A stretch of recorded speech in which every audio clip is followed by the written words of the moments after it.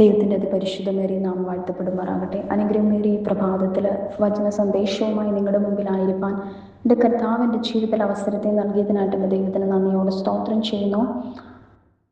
Focus on Jesus ഗ്രൂപ്പിൻ്റെ അഡ്മിനായിരിക്കുന്ന പ്രിയ അനീഷ് പാസ്റ്ററിനും കുടുംബത്തിനും focus on Jesus ഗ്രൂപ്പിലെ എല്ലാ ഫാമിലി മെമ്പേഴ്സിനും വേഗം വരുന്ന യേശു ക്രിസ്തുവിൻ്റെ നിസ്തുല്യ നാമത്തിൽ എൻ്റെ സ്നേഹവന്ദനം. ഈ പ്രഭാതത്തിലെ കർത്താവ് എൻ്റെ ഹൃദയത്തിൽ തന്ന ചെറിയൊരു ചിന്ത നിങ്ങളുമായി പങ്കുവെക്കുവാൻ ഞാൻ ആഗ്രഹിക്കുന്നു. അതിനാധാരമായ ഒരു വാക്യം വായിക്കുന്നു. യോഹന്നാൻ്റെ സുവിശേഷം 20-ാം അധ്യായം അതിൻ്റെ 1-ാമത്തെ വാക്യം. ആഴ്ചവട്ടത്തിൽ 1-ാം നാൾ മഗ്ദലനക്കാരത്തി മറിയ രാവിലെ ഇരുട്ടുള്ളപ്പോൾ തന്നെ കല്ലറയ്ക്കൽ ചെന്നു. കല്ലറ വായ്ക്കൽ നിന്ന് കല്ല് നീങ്ങിയിരിക്കുന്നത് കണ്ടു. ആമേൻ. അനുഗ്രഹിക്കപ്പെട്ട ഒരു പ്രഭാതവും കൂടി ദൈവം നമ്മുടെ ജീവിതത്തിൽ തന്നല്ലോ. നമുക്ക് ദൈവസന്നിധിയിൽ നന്ദിയുള്ളവരായി കാണപ്പെടാം. ഇന്ന് നമ്മുടെ ചുറ്റുപാട് നോക്കുവാണെങ്കിൽ ഭൗതിക ലോകമാകട്ടെ ആത്മീക ലോകമാകട്ടെ വളരെയധികം പ്രതിസന്ധിയിലൂടെ കടന്നുപോയിക്കൊണ്ടിരുന്ന സാഹചര്യത്തിലും കർത്താവ് ഓരോ ദിവസവും നമ്മളെ സൂക്ഷിക്കുന്നു, ഓരോ ദിവസവും നമ്മളെ കരുതുന്നു. ആ വലിയ കരുതലിനായി, ആ വലിയ കൃപകൾക്കായി ദൈവത്തിന് നമുക്ക് നന്ദിയുള്ളവരായി കാണപ്പെടാം. ആമേൻ. ഇവിടെ വായിച്ച വാക്യത്തിനകത്ത് നമുക്കൊരു സഹോദരിയെ കാണുവാൻ കഴിയുന്നു, മഗ്ദലനക്കാരത്തി മറിയ.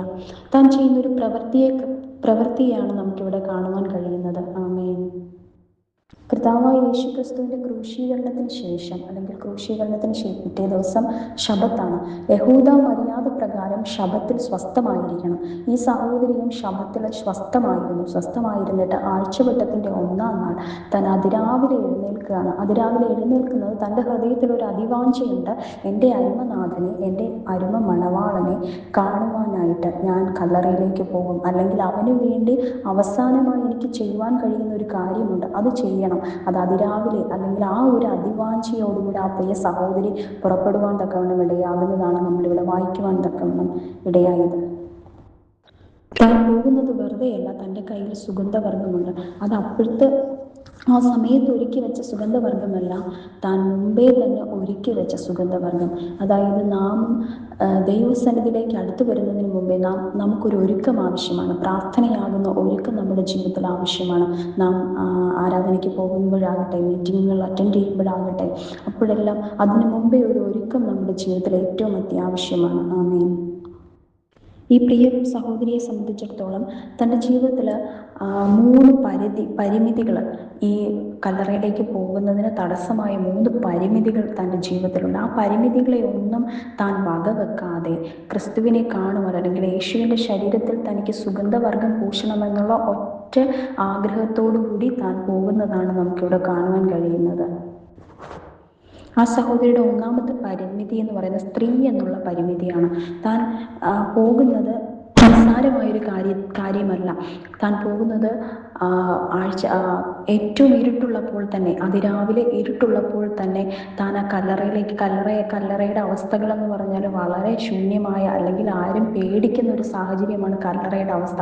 അപ്പം ആ സ്ഥലത്തേക്ക് ഒരു സ്ത്രീയാകുന്ന ഒരു വ്യക്തിക്ക് അല്ലെങ്കിൽ സ്ത്രീക്ക് പോകുക എന്ന് പറയുന്നത് ഒരു വല്ലാത്ത പരിമിതിയുള്ള കാര്യമാണ്. എങ്കിലും തൻ്റെ ജീവിതത്തിൽ തനിക്ക് യേശുവിനെ കാണണം, അല്ലെങ്കിൽ യേശുവിന് വേണ്ടി അവസാനമായി എനിക്ക് യേശുവിൻ്റെ ശരീരത്തിൽ സുഗന്ധവർഗമിടണം, എൻ്റെ ഗുരുവിന് വേണ്ടി എനിക്ക് അവസാനം ചെയ്യുവാൻ കഴിയുന്ന ഒരു കാര്യമാണ് എന്നുള്ള അതിവാഞ്ചയോടുകൂടെ ആ സ്ത്രീ എന്നുള്ള പരിധിയെ അല്ലെങ്കിൽ പരിമിതിയെ അവൾ മറക്കുകയാണ്. പകരം യേശുവിനെ മാത്രം കണ്ടുകൊണ്ട് ആ ഒരു പ്രവൃത്തി, യേശുവിന് വേണ്ടി എനിക്കത് ചെയ്യണം എന്നുള്ള ആ ഒരു അതിവാഞ്ചയോടുകൂടി ആ സഹോദരി പ്രഭാതത്തിൽ എഴുന്നേറ്റ് പോകുവാൻ തക്കവണ്ണം ഇടയാകുന്നു.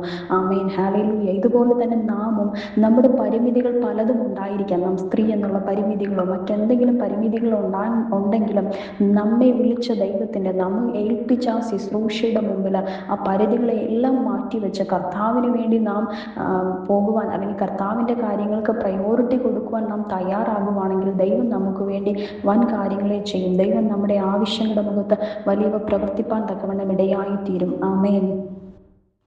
ഈ സഹോദരിയുടെ 2-ാമത്തെ പരിമിതി എന്ന് പറയുന്നത് അതിരാവിലെ ഇരുട്ടുള്ളപ്പോൾ തന്നെ. ഇവിടെ ഒരു ഇരുട്ടുള്ള സമയത്ത് സ്ത്രീകളെ സംബന്ധിച്ചിടത്തോളം പുറത്തിറങ്ങുക അല്ലെങ്കിൽ പോകുക, മറ്റൊരു സ്ഥലത്തേക്ക് പോകുക എന്ന് പറയുന്നത് വളരെ പ്രയാസമേറിയ കാര്യമാണ്. ഇപ്പോഴത്തെ കാലഘട്ടമല്ല, യഹൂദ അല്ലെങ്കിൽ ആ സ്ഥലത്തുള്ള അവസ്ഥയാണ്. അത് വളരെ പരിമിതിയായ കാര്യമാണെങ്കിൽ പോലും ആ ഇരുട്ടിനെ പോലും വകവെക്കാതെ താൻ ഒരു സ്ത്രീ എന്നുള്ള അവസ്ഥ പോലും മറന്ന് താൻ പോകുവാൻ തക്കവണ്ണം ഇടയായി തീരുകയാണ്. കാരണം താൻ കണ്ടിട്ടുണ്ട് യേശു തനിക്ക് വേണ്ടി ചെയ്തത്, യേശു തൻ്റെ ജീവിതത്തിൽ തനിക്ക് വേണ്ടി ചെയ്ത അത്ഭുതം അത്ര വലുതാണ്. അതുകൊണ്ട് ഈ ഒരു നിസ്സാര കാര്യമെങ്കിലും, അല്ലെങ്കിൽ ഈ ഒരു കാര്യമെങ്കിലും എനിക്ക് യേശുവിന് വേണ്ടി ചെയ്യണമെന്നുള്ള അതിവാഞ്ചയോടുകൂടെ തൻ്റെ രണ്ടാമത്തെ പരിമിതിയെ പോലും അവൾ മറികടന്ന് യേശുവിൻ്റെ അടുക്കിലേക്ക് പോകുവാൻ തക്കവണ്ണം ഇടയായി തീരുന്നു. ആമേൻ. അടുത്ത തൻ്റെ ജീവിതത്തിൽ വരുന്ന പരിമിതി എന്ന് പറയുന്നത്, മൂന്നാമത്തെ പരിമിതി എന്ന് പറയുന്നത് ഒരു വലിയ കല്ലാണ്. അതൊരു നിസ്സാര കാര്യമല്ല. ഒരു സ്ത്രീയെ സംബന്ധിച്ചിടത്തോളം ആ യേശുവിൻ്റെ കല്ലറയുടെ മുമ്പിൽ വലിയൊരു കല്ല് ഉരുട്ടി വെച്ചിരിക്കുകയാണ്. ആ കല്ലിൽ അനവധിയായ അല്ലെങ്കിൽ അനവധിയായ പുരുഷന്മാർ ചേർന്നാണ് ആ കല്ല് ഉരുട്ടി വെച്ചിരിക്കുന്നത്. ഒരു സ്ത്രീയെ സംബന്ധിച്ചിടത്തോളം ഒരിക്കലും അതിനെ മറികടക്കുവാനോ അല്ലെങ്കിൽ അതിൻ്റെ ആ കല്ല് ഉരുട്ടി മാറ്റുവാനോ കഴിയത്തില്ല. അത് ഏറ്റവും വലിയൊരു പ്രതിസന്ധിയാണ് ആ സഹോദരിയുടെ ജീവിതത്തിൽ. പക്ഷേ എങ്കിലും അവൾ ആ പ്രതിസന്ധിയെ കാണുന്നില്ല. കാരണം എന്തുകൊണ്ടാണ് അവൾക്ക് ആ വിശ്വാസം വന്നതെന്ന് പറഞ്ഞാൽ, അവൾ തൻ്റെ ഗുരു ചെയ്തതെല്ലാം അവൾ കണ്ടിട്ടുണ്ട്. മരിച്ചവരെ ഉയർപ്പിച്ച ഒരു യേശുവിനെ അവൾ കണ്ടിട്ടുണ്ട്. അപ്പോൾ എൻ്റെ ഈ പ്രതിസന്ധി, എൻ്റെ കർത്താവ് മരിച്ചെങ്കിലും അല്ലെങ്കിൽ എൻ്റെ യേശു ഇവിടെ മരിച്ചെങ്കിൽ പോലും എനിക്ക് വേണ്ടി പ്രവർത്തിപ്പാൻ എൻ്റെ ദൈവം ശക്തൻ എന്നുള്ള ഉറച്ച വിശ്വാസം ആ സഹോദരിയുടെ ജീവിതത്തിൽ ഉള്ളത് കൊണ്ടാണ് ആ പരിമിതിയെ പോലും അല്ലെങ്കിൽ ആ കല്ലിനെ പോലും അവൾ വകവെക്കാതെ യേശുവിൻ്റെ ശരീരത്തിൽ സുഗന്ധവർഗം ഞാൻ പൂശും, ഞാൻ ഒരുക്കി വെച്ചിരുന്ന സുഗന്ധവർഗം എൻ്റെ യേശുവിൻ്റെ ശരീരത്തിൽ ഞാൻ പൂശും എന്നുള്ള ഒറ്റ അതിവാഞ്ചയോടുകൂടി ആ സഹോദരി പോകുവാൻ തക്കവണ്ണം ഇടയാകുന്നത്. ആമേൻ. ഹല്ലേലൂയ. ആ സഹോദരിമാർ പോകുമ്പോൾ ഇപ്രകാരം പറയുന്നുണ്ട്, ആർ നമുക്ക് വേണ്ടി കല്ലുരുട്ടി മാറ്റും. ഹല്ലേലൂയ. ആമേൻ. പക്ഷെ എങ്കിലും അവരുടെ യാത്രയെ മുടക്കുവാൻ തയ്യാറായില്ല. ആർ ഉരുട്ടി മാറ്റുമെന്നുള്ള ചിന്ത അവരുടെ ഹൃദയത്തിലുണ്ട്. താങ്കൾ പോകുമ്പോഴെല്ലാം ഇങ്ങനെ ചിന്തിക്കുന്നുണ്ടാവും, ആർ നമുക്ക് വേണ്ടി കല്ലുരുട്ടി മാറ്റും. നമ്മളും പലപ്പോഴും ചിന്തിച്ചിട്ടുണ്ട്, ഈ പ്രതിസന്ധിയിൽ നിന്ന് ഞാൻ എങ്ങനെ രക്ഷപ്പെടും, ഈ പ്രതികൂലത്തിൽ നിന്ന് ആരെന്നെ രക്ഷിക്കും എന്ന് നമ്മളും ചിന്തിക്കുന്നുണ്ടാകും. എന്നാൽ വിശ്വാസത്തോടെ ഇറങ്ങിയാൽ നമ്മുടെ കല്ലുകളെ ഉരുട്ടി മാറ്റുവാൻ യേശുവിന് കഴിയും. ഹല്ലേലൂയ. നമ്മുടെ വിശ്വാസമാണ്, നമ്മുടെ പ്രവൃത്തിയാണ് കർത്താവ് അവിടെ കാണുന്നത്. നമ്മുടെ പ്രവൃത്തിയിലാണ് ദൈവം പ്രസാദിക്കുന്നത്. ഹല്ലേലൂയ.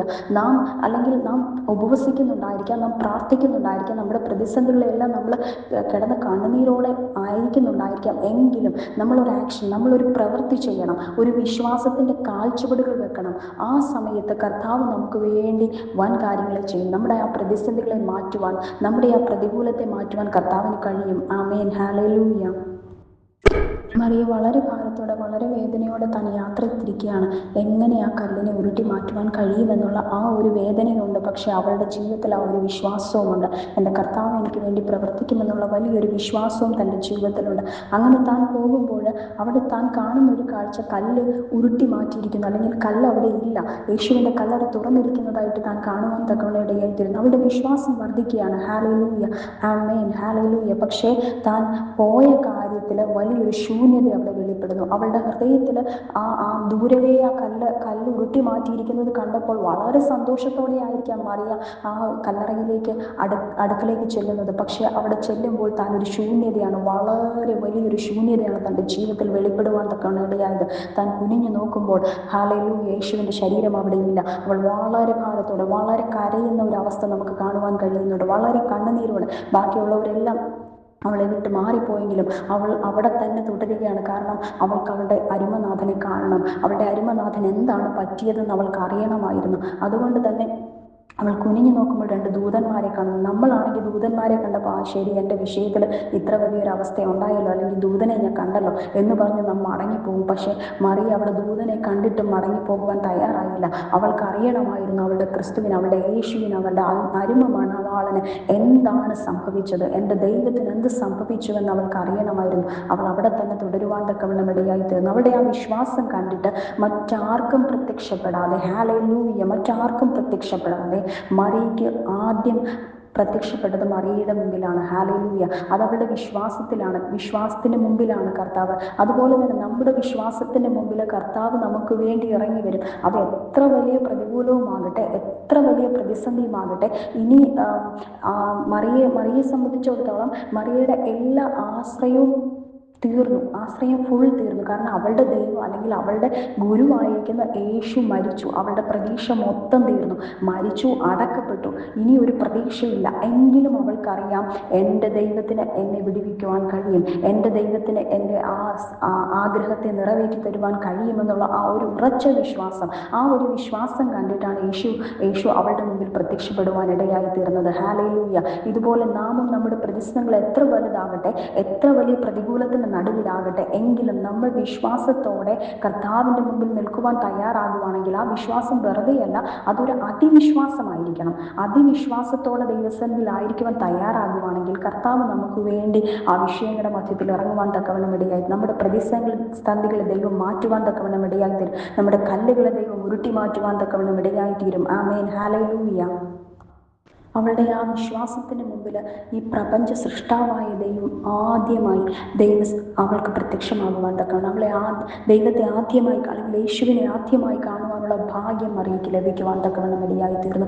നമ്മളും മറിയയ്ക്ക് തുല്യമായ ആൾക്കാരാണ്. കാരണം ഏലിയാവ് നമുക്ക് സ്വഭാവമുള്ള മനുഷ്യനെന്ന് കർത്താവിൻ്റെ വചനത്തിൽ പറയുന്നു. അതുപോലെ നാമും നമ്മുടെ വിശ്വാസത്തിൽ ഉറച്ചവരാണെങ്കിൽ, വിശ്വാസം ഒരു അതിവിശ്വാസം അല്ലെങ്കിൽ അസാധ്യമായ കാര്യങ്ങളെ പോലും സാധ്യമാക്കുവാൻ എൻ്റെ ദൈവത്തിന് കഴിയുമെന്നുള്ള ഒരു ഉറച്ച വിശ്വാസം നമുക്കുണ്ടെങ്കിൽ കർത്താവ് നമുക്ക് വേണ്ടി ഇറങ്ങുവാൻ തക്കവണ്ണമാണ്. അത് എത്ര വലിയ പ്രതിസന്ധിയുടെ മുമ്പിലാണെങ്കിലും, നമ്മുടെ വിഷയം തീർന്നു, ഇനി അത് അടച്ചു പൂട്ടി, ഇനി അതിനൊരു വിടുതലില്ല എന്ന് നാം പ്രതീക്ഷിക്കുന്നുണ്ടെങ്കിൽ പോലും അതിനെ പോലും മാറ്റുവാൻ നമ്മുടെ വിശ്വാസത്തിന് കഴിയും. ആമേൻ, ഹല്ലേലൂയ. പഴയ നിയമത്തിലെ യോസഫിനെ നമുക്ക് നമ്മൾ യോസഫിനെ കുറിച്ച് ചിന്തിക്കുകയാണെങ്കിൽ, യോസഫ് ഒരു സ്വപ്നം കാണുകയാണ്. സൂര്യനും ചന്ദ്രനും 11 നക്ഷത്രങ്ങളും തന്നെ നമസ്കരിക്കുന്നതായിട്ട്. അതുപോലെ തന്നെ വയലിൽ കറ്റ കെട്ടിക്കൊണ്ടിരിക്കുമ്പോൾ യോസഫിൻ്റെ കറ്റ എഴുന്നേറ്റ് നിൽക്കുന്നത്, മറ്റുള്ള കറ്റകൾ ആ കറ്റയെ നമസ്കരിക്കുന്നതുമായിട്ടുള്ള വലിയൊരു ദർശനം, വലിയൊരു സ്വപ്നമാണ് യോസഫ് കണ്ടത്. യോസഫ് വളർന്നപ്പോഴെല്ലാം വളരും തോറും യോസഫ് ചിന്തിക്കുന്നത്, ഞാൻ എല്ലാവരേക്കാളും വലിയവനാകും. ആ ഒരു വലിയ സന്തോഷത്തോടുകൂടി അല്ലെങ്കിൽ വലിയൊരു ദർശനത്തിൻ്റെ മുമ്പിൽ വളരെയധികം സന്തോഷത്തോടു കൂടി ആയിരിക്കാം യോസഫ് എന്ന ബാലൻ വളർന്നു വന്നത്. എന്നാൽ യോസഫിനെ ദൈവം മറച്ചു വെച്ചിരിക്കുന്ന ചില കാര്യങ്ങളുണ്ടായിരുന്നു. യോസഫിൻ്റെ മുമ്പിൽ ഈ ദർശനം പൂർത്തീകരണത്തിലേക്ക് എത്തുന്നതിന് മുമ്പേ തനിക്കൊരു കുണ്ടറയുടെ ജീവിതമുണ്ടായിരുന്നു, തനിക്കൊരു പ്രലോഭനത്തിൻ്റെ അവസ്ഥയുണ്ടായിരുന്നു, തനിക്ക് അതിവേദനയുടെ ഒരു കാരാഗ്രഹം ഉണ്ടായിരുന്നു. ഇങ്ങനെയുള്ള സാഹചര്യങ്ങളെല്ലാം ഉണ്ടായിട്ട് അതിൻ്റെ അവസാനമാണ്, അതിൻ്റെ ഏറ്റവും അവസാനമാണ് തനിക്ക് വേണ്ടി ഒരു വലിയ പദവി ദൈവം ഒരുക്കുവാൻ തക്കവണ്ണം ഇടയായി തീർന്നത്. ആമേൻ, ഹല്ലേലൂയ. ഇതുപോലെ തന്നെയാണ് നമ്മുടെ ജീവിതത്തിൽ. നമ്മുടെ അനുഗ്രഹം മാത്രമായിരിക്കാം പലപ്പോഴും നമ്മൾ കാണുന്നത്, നമ്മുടെ ദർശനം അതായിരിക്കാം. പക്ഷെ നാം അതിലൂടെ ആ ദർശനത്തിലേക്ക് കടക്കണമെങ്കിൽ അതിലുപരിയായിട്ട് ചിലപ്പോൾ വളരെ വളരെ കഷ്ടതയിലൂടെ, വളരെ വേദനയിലൂടെ നാം കടന്നു പോകേണ്ട സാഹചര്യങ്ങളുണ്ട്. യോസഫിൻ്റെ ജീവിതം നമ്മൾ പഠിച്ചാൽ കാരാഗ്രഹത്തിൻ്റെ അനുഭവം തൻ്റെ ജീവിതത്തിൽ ഉണ്ടായിരുന്നു. അതുപോലെ തന്നെ സ്വന്തം സഹോദരങ്ങൾ, താൻ ഏറ്റവും അധികം സ്നേഹിച്ച സ്വന്തം സഹോദരങ്ങൾ തന്നെ വെറുത്ത് അല്ലെങ്കിൽ തന്നെ വേണ്ടാന്ന് വെച്ച് തന്നെ വിറ്റുകളഞ്ഞ അവസ്ഥകൾ, തന്നെ വളരെയധികം വേദനിപ്പിക്കുന്ന സാഹചര്യങ്ങളുണ്ടായി. എന്നാലും അവിടെയെല്ലാം യോസഫ് കണ്ട ദർശനത്തെ യോസഫ് മുറുകെ പിടിച്ചു. തനിക്കറിയാമായിരുന്നു, ദൈവം എന്നോട് പറഞ്ഞിട്ടുണ്ടെങ്കിൽ ദൈവം എനിക്ക് വേണ്ടി അത് പ്രവർത്തിക്കുമെന്നുള്ളൊരു അതിയായ വിശ്വാസം യോസഫിൻ്റെ ജീവിതത്തിലുണ്ടായിരുന്നു. ആമേൻ. ഈ പ്രഭാതത്തിൽ നമ്മളോടും ദൈവം പറയുന്ന ഒരു കാര്യം, നമ്മുടെ വിശ്വാസമാണ്, നമ്മുടെ വിശ്വാസത്തിലൂടെ നമുക്ക് നമ്മുടെ വിഷയങ്ങളുടെ മധ്യത്തിൽ, നമ്മുടെ ആത്മീക നിലവാരത്തിൻ്റെ മധ്യത്തിലെല്ലാം വലിയവ പ്രവർത്തിപ്പാൻ ദൈവത്തിന് കഴിയും. നമ്മുടെ വിശ്വാസമാണ് അതിന് ആധാരമായുള്ളത്. ആമേൻ, ഹല്ലേലൂയ.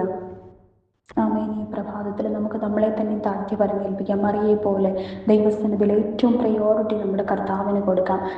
അവൾ ഒരുക്കി വെച്ച സുഗന്ധവർഗവുമായി കർത്താവിൻ്റെ അടുക്കിലേക്ക് പോയതുപോലെ ഒരുക്കത്തോടെ, പ്രാർത്ഥനയാകുന്ന ഒരുക്കത്തോടെ, വിശ്വാസമാകുന്ന ആ ഒരു വലിയ വിടുതൽ, വലിയൊരു അതിവാഞ്ചയോടെ ദൈവസന്നിധിയിലേക്ക് നമുക്ക് അടുത്തു വരാം. നമ്മുടെ വിഷയങ്ങളെ ദൈവസന്നിധിയിൽ ഏൽപ്പിക്കാം. അത് എത്ര വലിയ കഷ്ടതയുടെ നടുവിലാണെങ്കിലും, എത്ര വലിയ പ്രതിസന്ധിയുടെ നടുവിലാണെങ്കിലും, ഇനിയൊരു ഉയർച്ചയില്ല, എല്ലാം തീർന്നു എന്നുള്ള ഒരവസ്ഥയിലാണെങ്കിൽ പോലും അവിടെ നിന്നും അതിനെ മാറ്റുവാൻ ദൈവത്തിന് കഴിയും. ഹല്ലേലൂയ. അതിൽ നിന്ന് നമ്മുടെ വിശ്വാസ മുഖാന്തരം നമുക്ക് ആ വിഷയങ്ങളെ പൂർണ്ണമായി വിടുതലിലേക്ക് കൊണ്ടുവരുവാൻ നമുക്ക് കഴിയും. ഹല്ലേലൂയ. ദൈവം നമ്മളെക്കുറിച്ച് ആഗ്രഹിക്കുന്നതും അങ്ങനെയാണ്. യോസഫ് കാരാഗ്രഹത്തിൻ്റെ അനുഭവത്തിൽ കിടന്നു, തനിക്ക് പ്രലോഭനത്തിൻ്റെ അനുഭവങ്ങൾ വന്നു, കുണ്ടറയുടെ അനുഭവങ്ങൾ ഉണ്ടായി, തൻ്റെ ജീവിതത്തിൽ സഹോദരങ്ങൾ ഒറ്റപ്പെടുത്തുന്ന അനുഭവങ്ങളുണ്ടായി. ഇവിടെയെല്ലാം യോസഫ് തൻ്റെ വിശ്വാസം മുറുകെ പിടിച്ച് ജീവിച്ചത് കൊണ്ട് തനിക്ക് വേണ്ടി ദൈവം വലിയ പ്രവർത്തിപ്പാൻ തക്കവണ്ണം ഇടയായി തീർന്നു. ബൈബിളിൽ നാം ഉടനീളം വായിക്കുകയാണെങ്കിൽ ആദിഭക്തരായ വിശ്വാസവീരന്മാരെ കുറിച്ച് നമുക്ക് കാണുവാൻ കഴിയും. അവരെല്ലാം വിശ്വാസത്തിലാണ് നിലനിന്നത്. അതുപോലെ നമുക്കും വിശ്വാസത്തോടെ നിലനിൽക്കാം. കർത്താവ് നമ്മൾക്ക് വേണ്ടി വൻ കാര്യങ്ങളെ ചെയ്യും. ഈ പ്രഭാതം നമ്മുടെ ജീവിതത്തിൽ അനുഗ്രഹത്തിന്റെ ദിവസമാക്കും. ഈ പ്രഭാതം നമ്മുടെ ജീവിതത്തിൽ വലിയൊരു നന്മയുടെ ദിവസമാക്കി ദൈവം തീർക്കും. ഹല്ലേലൂയ. നമുക്ക് ഒരുമിച്ച് ദൈവസന്നിധിയിൽ അതിനായി പ്രാർത്ഥിക്കാം. അതിനായി ദൈവസന്നിധിയിൽ നമുക്ക് മുന്നേറാം. ദൈവം നമ്മളെ അതിനായിട്ട് ഇടയാക്കട്ടെ എന്ന് ഞാൻ ആഗ്രഹിക്കുകയും പ്രാർത്ഥിക്കുകയും ചെയ്യുന്നു. ഇതിനവസരം തന്ന പ്രിയ കർത്തൃദാസനും കുടുംബത്തിനും ഫോക്കസ് ഓൺ ജീസസ് ഗ്രൂപ്പിലുള്ള എല്ലാ സഹോദരങ്ങൾക്കും നന്ദി അറിയിക്കുന്നു. കർത്താവ് നിങ്ങളേവരെയും അനുഗ്രഹിക്കട്ടെ. ആമേൻ. ഹല്ലേലൂയ.